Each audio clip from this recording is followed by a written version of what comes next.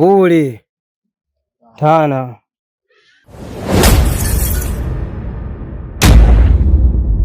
Nani amewapa mamlaka ya kunizuia nisiingie ndani kwangu? Chifu Maogo, mtawala wa himaya ya Ruamba, ana jambo muhimu sana na mke wako yupo ndani.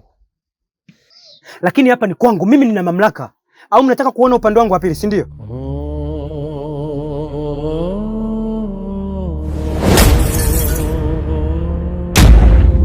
Kikwesa, hongera sana. Ama kweli unafaidi. Walinzi, ambaye ana moyo mgumu anaweza kwenda kuendelea.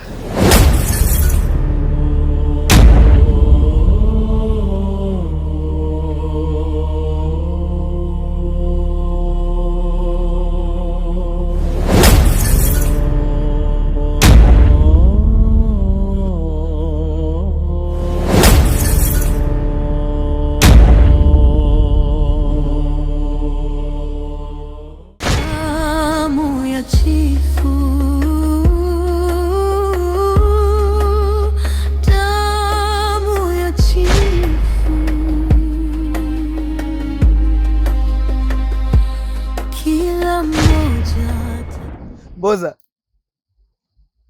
ama kweli ni mateso bila chuki.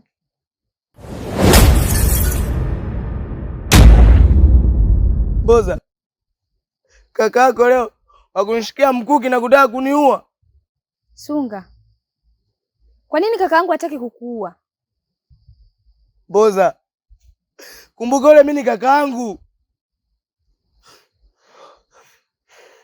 Usichokijua Mboza, nampenda sana kaka yangu. Sunga, una nini kwani? Ila Mboza, jua kabisa kuwa wewe ndio yote ilosababisha. Sunga, kwa hiyo mimi kuwa na urafiki na kaka yako ni shida? Mboza, kumbuka yana mwisho. Na ukweli ipo siku utabainika. Na nakwambia hivi, sitaki kukuona tena na kakangu wa msituni. Sunga, wewe unajua mimi siwezi kukaa mbali na mtu wa msituni. Unajua siwezi. Ashakuwa rafiki yangu yule. Kaa mbali na kakangu wa msituni, ili nionye mimi nakupa. Siwezi. Mimi sio ninayemfanyia ubaya. Anayemfanyia ubaya ni kakangu Kitola. Na hata mimi sipendezi na hayo Sunga. Boza, kakako ni katili. Ana roho mbaya. Lakini sio mimi Sunga, ni yeye. Mimi sina moyo huo. Mboza!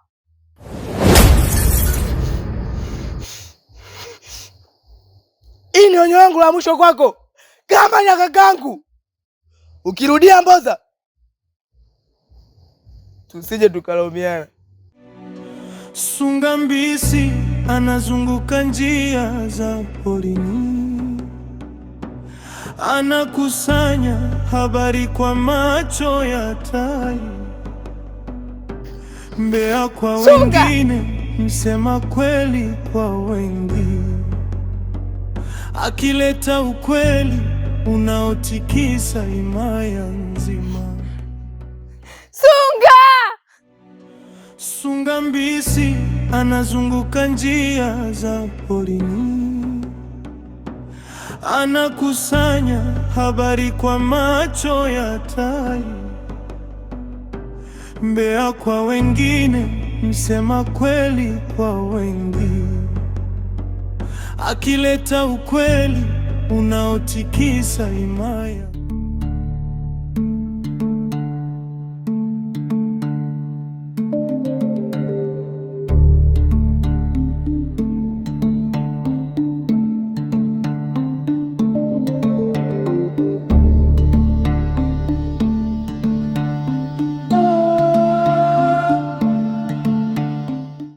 Kitola, mlinzi wangu mkuu, asante sana kwa kunipeleka safari yangu. Tumeenda salama na tumerudi salama. Hivyo basi, unaweza ukafanya shughuli zako tu nyingine. Lakini Malkia, kuna jambo nataka nikwambie. Jambo gani hilo? Malkia, Chifu Maogo utawala wake anaoendesha ndivyo sivyo. Jambo gani tena hilo? Malkia, Chifu Maogo juzi aliniambia nimpeleke kwa Kikwesa. Mimi nilizani tunafuata nyama, lakini mawazo yangu kumbe alikuwa ndivyo sivyo. Nilivyoenda kwa Kikwesa, Kikwesa sijamkuta. Ulimkuta Tama, mdogo wangu. Chifu Maogo alilazimisha kuingia na Tama ndani. Tama alikataa. Chifu Maogo alilazimisha sana, Tama ikawa hana jinsi ya kufanya, akaingia naye ndani. Alichofanya Chifu Maogo kiliniuma sana, tena sana sana sana.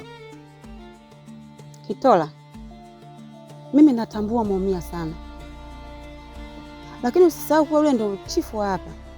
Malkia, kama Chifu Maogo kamfanyia mdogo wangu hivi, ikiwa mimi ndio mlinzi wake mkuu Kitola, hivi kwa Naimaya atafanyaje? Mimi nitajaribu kukaa naye na kuongea naye, maana yule mimi ni kijana wangu, hata kama yeye ni chifu. Malkia, naumia sana.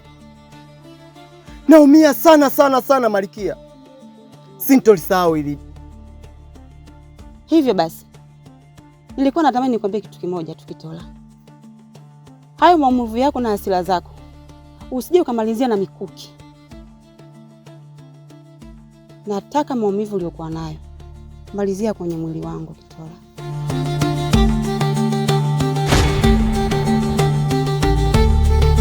Kwenye mwili wako?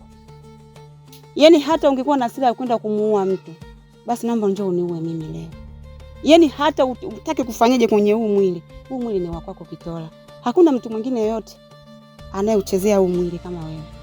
Malkia, sipo sawa kwa leo. Kitola,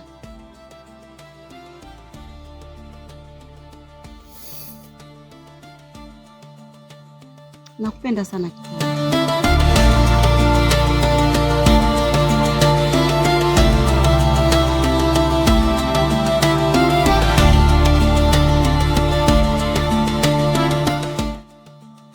Amri yangu mimi ndio sheria kwako. Nikatae nini kwako?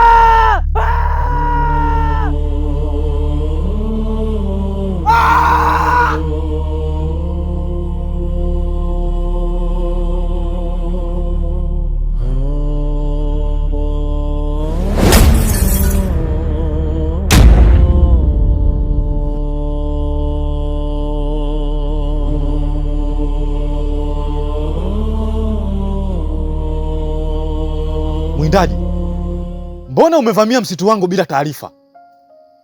Na unapiga kelele sana. Una hasira kama za simba. Kipi kimekukuta?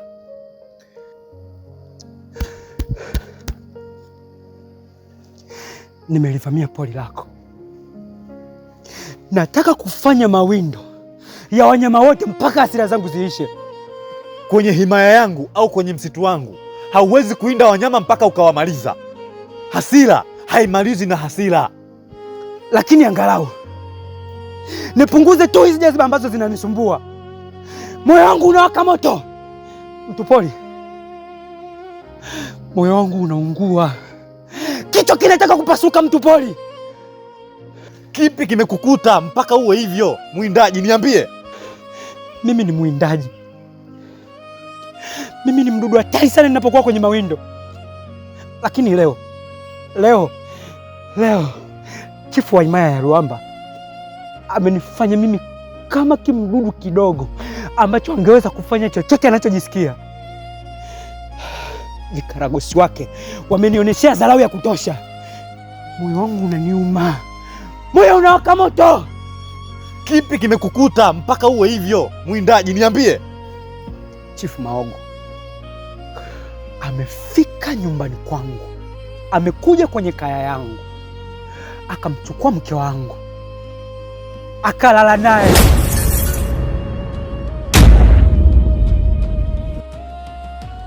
Amefanya kitendo ambacho mimi nakifanya na mke wangu nikiwa nje. Vikaragosi wake wakanizuia nisubiri amalize. Imeniuma. Hii dharau sio ya kupewa mimi. Mimi ni shujaa. Samahani kwa hilo. Pia nikueleze kitu kimoja. Mara ya mwisho naongea na wewe, nilikwambia kabisa kuna tukio litakukuta na utakuja kunitafuta tena. Haujaja. Si umefika leo? Chifu Maogo, leo kitu ambacho amenionyesha chifu kinautesa moyo wangu. Mtupori, moyo wangu unawaka. Chifu Maogo,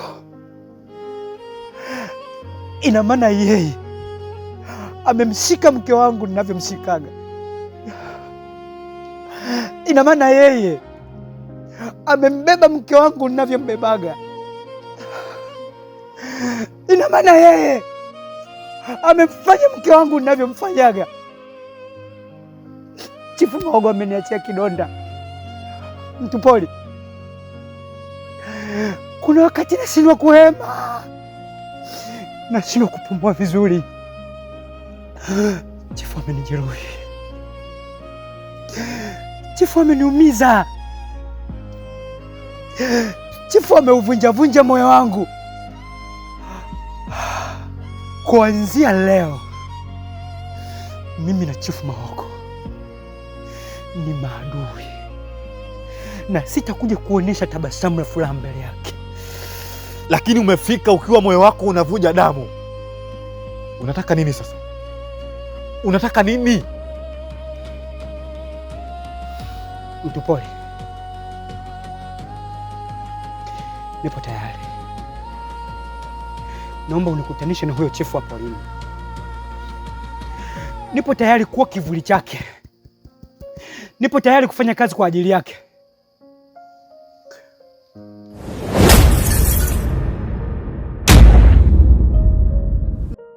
Kikwesa, toa heshima kwa chifu wa himaya ya Ruamba.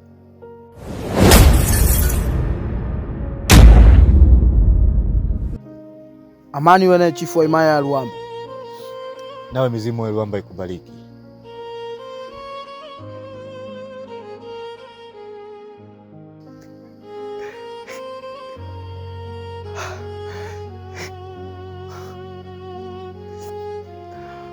Mtupori, hongera sana. Hongera kwa kuificha siri kwa kipindi chote ambacho nakufahamu.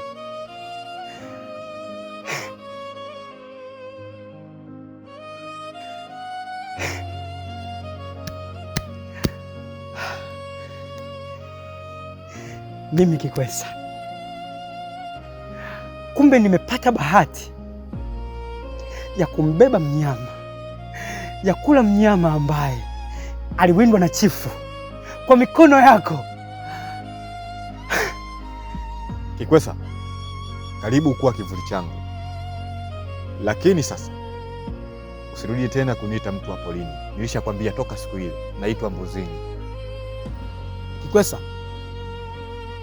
nadhani ushajua ukweli wa kila kitu, kama ndio chifu halali wa himaya ya Ruamba. Hii siri ibaki kuwa siri. Muda ukifika mambo yatakuwa wazi. kuwa na subira. Kikwesa mwindaji, jasiri wa misitu, mwenye hekima kuliko mkuki wake. Anawinda si wanyama tu, bali hila za watu, mlinzi wa haki katika ardhi ya mababu. Damu ya chifu, damu ya kifalme, siri zikifichwa siku moja zitafichuka. Moto wa himaya. Mapule, mbona kama una haraka? Unakwenda wapi? Mkunde, mke wangu, ni bora niondoke niende nje ya himaya nikapate furaha ya moyo wangu, hata nikazurule huko nje. Nitakapoona niko sawa nitarudi nyumbani. Lakini mume wangu, mbona hii ni hali ya kawaida? Najua ni hali ya kawaida, na ndio maana mpaka leo hii nipo na wewe hapa nyumbani. Lakini isingekuwa vinginevyo, ningesha kutimua kwenu muda sana. Kitu gani kipya au ni taarifa gani ambayo unataka kuniambia? Mimi nina habari njema kuhusu hili tatizo langu. Jana nilipata kwenda msituni na nikakutana na mtu akanieleza kwamba endapo tu nikakutana na mtabiri anaweza kunitatulia hili tatizo na nikapona kabisa. Kwa hiyo mke wangu, na maana unataka kuniambia mtabiri anaweza akawa suluhisho ya hili tatizo lako? Ndiyo mume wangu. Basi sawa mke wangu. Kuhusu swala la mtabiri niachie mimi.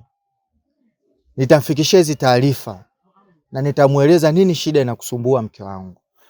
Na nitarudi na dawa au ni majibu yoyote ambayo atanipatia mtabiri. Nashukuru kwa hilo. Nawe pia mke wangu, nikutakia mchana mwema.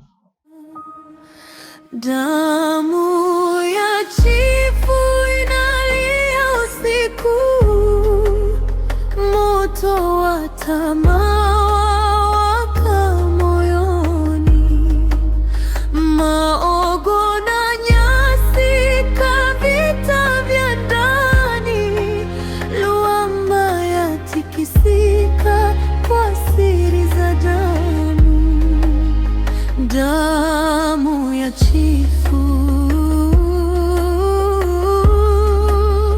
damu ya chifu.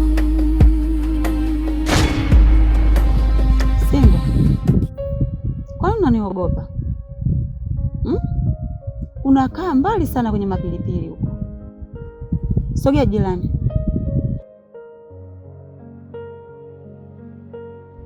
Singo, ulikuwa wapi siku zote? Najaribu kukuulizia kote hauonekani. Ulienda wapi? Kuna sehemu kaka aliniagiza, kama unavyojua kazi za kakaangu, na alinipa mzigo mzito sana, na mpaka leo bado naendelea na tiba kama unavyoona hii dawa hapa. Singo, kuna kitu nilimwambia kakako kiuzu. Bila shaka itakuwa kashakwambia hata wewe. Ndio ameniambia. Alikwambia? Sawa. Kitola. Na mtukufu Malkia. Leta hizo nguo.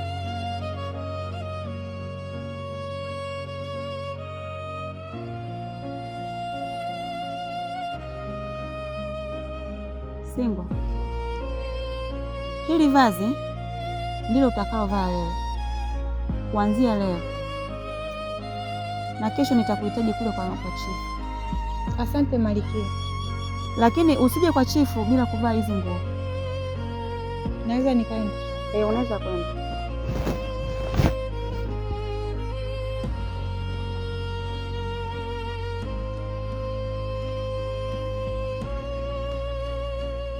Maogo, mpaka sasa amekalia hicho kiti. Unajua ni nguvu kubwa sana imetumika. Mzee wa mila, sio nguvu tu. Unajua mimi nimekuwa askari kiongozi kwa muda mrefu kwenye himaya hii ya Ruamba. Na ndio maana unaona hata makutano yetu leo hapa sina askari yoyote kwa sababu najiamini. Hakuna poli, msitu wala adui yoyote anayeweza kunizuru kwenye himaya yangu. Labda nikukumbushe kitu. Mimi ndio mtoto pekee wa Chifu Senkonde. Hivyo kukalia kiti cha uchifu ni haki yangu. Maogo, sio tu haki. Kukalia hicho kiti imetumika nguvu kubwa sana na mpaka damu imemwagika Maogo. Damu? Mzee wa mila, unajua siku za hivi karibuni nimemuona mtabiri Maguluka akinisaliti. Nikiyatazama macho yako yamejaa woga. Niliyepo mbele yako ndiye chifu halali wa himaya ya Ruamba. Maogo, mama unafanya hayapendezi mizimu wala na himaya. Naomba badilike.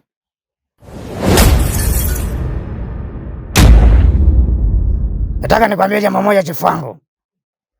Tamaa na heshima havikai sehemu moja. Kwa hiyo inatakiwa uchague jambo moja, tamaa au heshima. Ukichagua tamaa hautaheshimika. Ukichagua heshima, acha tamaa. Kiguzo mzee wa mila na tambiko, mlinzi wa desturi za mababu wa himaya, anatafsiri ishara za mizimu na nyota. Hekima yake ndiyo nguzo ya ufalme. Tamaa na heshima havikai sehemu moja. Ukitaka heshima, acha tamaa. Ukileta tamaa hautaheshimika. Huyo ndio mzee wa mila. Najua hawezi kukengeuka. Mara zote atakuwa upande wangu.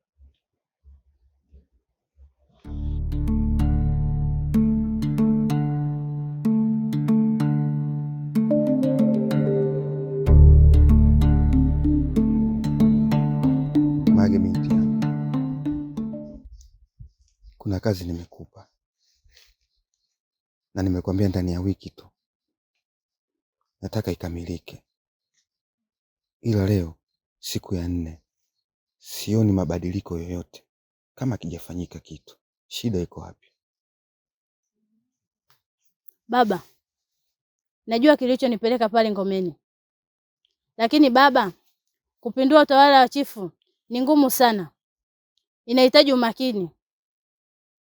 Sasa kwa kuwa nakuamini na nakutegemea, fanya juu chini mimi nikalie kile kiti cha kichifu, kwa sababu alishika madaraka. Mimi namuona mtoto mdogo sana, lazima nisimame mimi. Lakini baba, mimi nipo kwenye harakati za kujua udhaifu wa chifu. Wewe niambie, utafanya ufanye? Baba, nipo kwenye harakati ya kujua udhaifu wa chifu ili kazi yetu iende salama.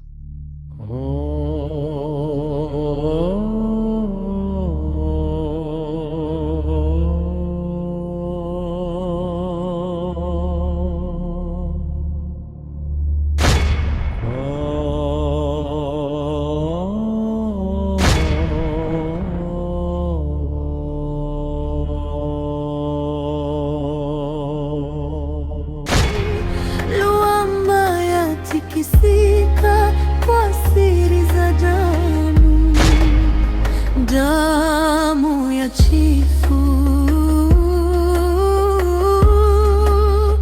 damu ya chifu, kila mmoja atatawala nami.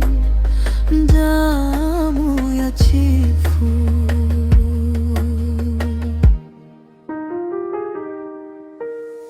Chifu mkubwa analinda enzi, lakini kivulini usaliti wa malkia.